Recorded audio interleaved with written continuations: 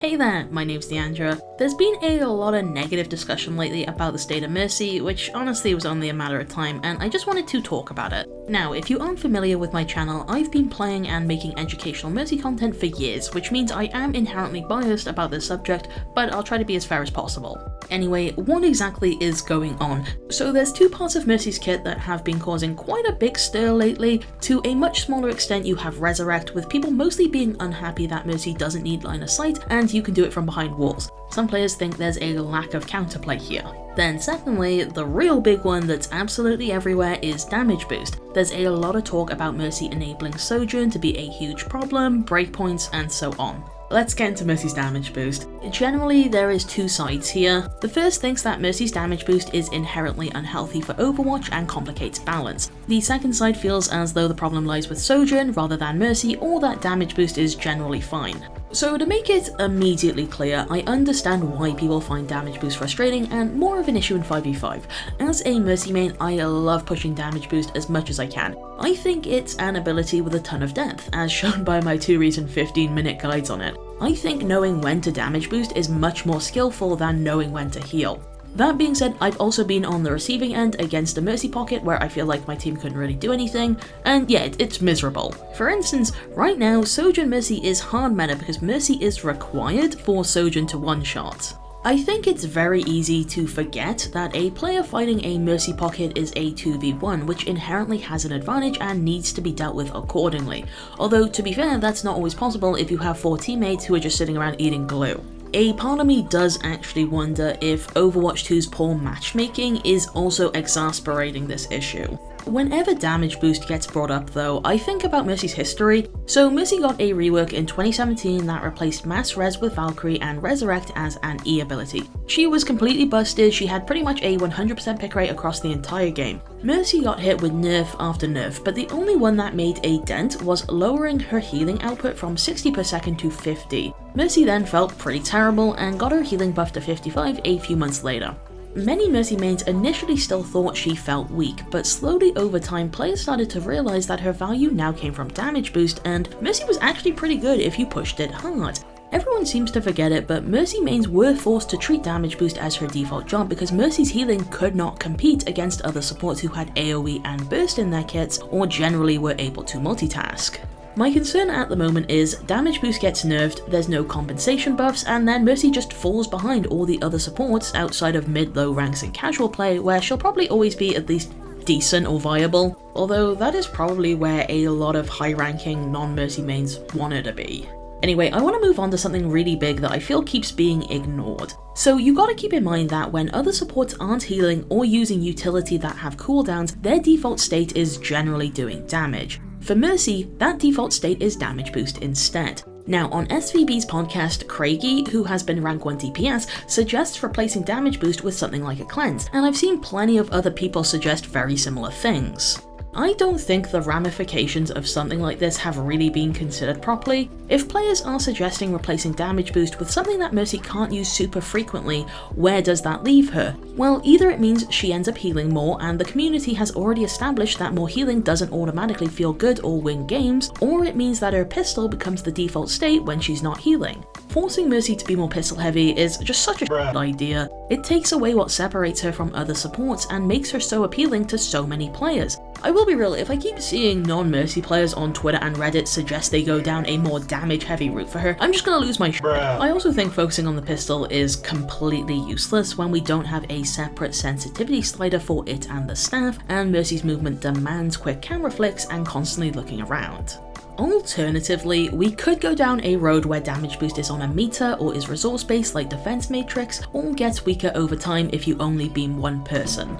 My Discord really did not like these ideas, but I think they could be interesting. I've said this before, but I think there is a difference between a Mercy playstyle that treats damage boost as her default state and uses it heavily, versus a Mercy playstyle where she hard pockets 1 DPS all game.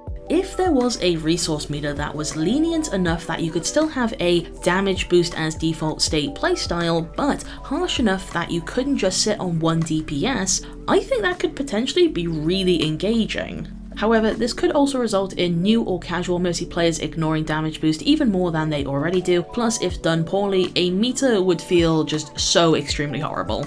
Another suggestion I've heard come up over and over again is replacing damage boost with a beam that increases ally fire rate and reload speed. At first, I was kinda into this, partially because it's the only idea I've heard from non-Mercy mains that would actually work as a continuous beam, and Kiriko's ultimate has proved that it wouldn't be useless. Then I thought about it from the perspective of the ally receiving it and realised that sudden sharp changes to aim out of your control isn't gonna feel good. It's going to be jarring and go against muscle memory. I think if nothing else, this discussion about damage boost has proven that the community is really good at identifying problems, but struggles a lot more with solving them. Like, it's never gonna be as simple as just telling the devs to do X or Y. To move on though, you have this other side that doesn't think damage boost should be touched at all. The gist here is that Sojourn is at fault, not Mercy. I think this is true to at least some extent, especially when I remember that content creators were generally putting Mercy in B or C tier during Season 1. The usual sentiment was, she wasn't bad, she was mainly good with certain heroes, specialists could get good value from her, but she was outclassed by other supports. I do think shifting Sojourn's power around instead of hitting her harder was a huge mistake, and I'm not gonna deny that she's busted because of Mercy, because she just completely is. Personally, I want Sojourn nerfed, then wait to see if the conversations about damage boost being an issue are still prevalent. I also think frustration is being amplified by balance patches being so slow. I was willing to let it slide last season, and I'm still going to give Blizzard one more season of leniency, but I really hope they step it up because at the moment, it just doesn't feel very good. A lot of us content creators defended the dog monetization system under the guise that it would mean more frequent updates, and the shop is certainly getting that, and the limited time game modes are actually really cool, I do like those. But a lot of people are feeling like competitive integrity is not getting the love it needs. Anyway, let's get back on topic. One major talking point is if we nerf Sojourn and leave Mercy alone, what's stopping us from having this conversation again about another hero several months down the line? We had it before about Ashe, and she ended up changed to where damage boosted headshots almost one shot, but not quite. Although, on the other hand, this Ashe debacle was years ago basically solved, and no one has really been vocal about damage boost between then and now. In fact, Mercy's damage boost has never been buffed or nerfed in Overwatch's 7-year history. I will be honest, this is like the one question where I just don't have any rebuttal or solution for, cause yeah, like we might have this conversation again. All I can really say is maybe it's not the end of the world to discuss these things as a case-by-case basis. I think for me, I wish we were framing this conversation about damage boosts in 5v5 outside of ultimates as a whole, rather than just focusing on Mercy. For example, Zenyatta's Discord can be used by the entire team and he can heal at the same time. Mercy can only beam one person and actively has to choose her beam state. On the other hand, Zenyatta is immobile with the hitbox the size of a tractor, while Mercy has some of the best movement in the game. However, let's not kid ourselves and pretend like players won't complain about Discord if Zenyatta ends up in a similar spot, which has happened before, so surely we might as well save time by just having that conversation now. To close this section off though, I think a lot of Mercy players consider her in-depth movement to be her core, and like the one thing they wouldn't compromise on being changed again. Ultimately, I am way more afraid of Mercy receiving crappy changes that ruin her, rather than the concept of her being changed at all. Although I am open to adjustments, I do like damage boost the way it is, but if it needs to be changed, I'll try to have an open mind and go with the flow. Ultimately, I think Mercy mains just want her to be a solid, viable pick above all else. Anyway, on that note, let's move on to look at Resurrect, and thankfully this bit is a lot shorter. So as I said earlier, the main issue I've been seeing is how Mercy can revive without retaining line of sight or by bending herself behind walls. The thing is though, these are like the only reses she can consistently do. I don't think a streamer is going to remember all the times that enemy Mercy wasn't able to get her res off, either by sitting on the cooldown for minutes on end, or eliminating / booping her during it, or focusing her team when they lack a healer, but they will remember the one time she does pull it off successfully. It's just that sort of ability. To me it's like, if Blizzard were to consider removing the LOS bending, then I would honestly beg them to just scrap res entirely at that point. If you take these techs away, it basically means that a good majority of reses are 1. Going to be before fights, like if someone gets picked off early before the enemy team has pushed in, 2 after fights, which generally aren't super impactful and should be ignored when possible, and then thirdly during Valkyrie and Ultimate, where her movement allows her to get away with more. I don't want to speak entirely for this community, but what's really funny is that I've heard a lot of Mercy mains say they don't like resurrect in 5v5 for the opposite reason to what's being said on Twitter, in that they find it slow, clunky, and something they can only use very infrequently. And I'm on their side.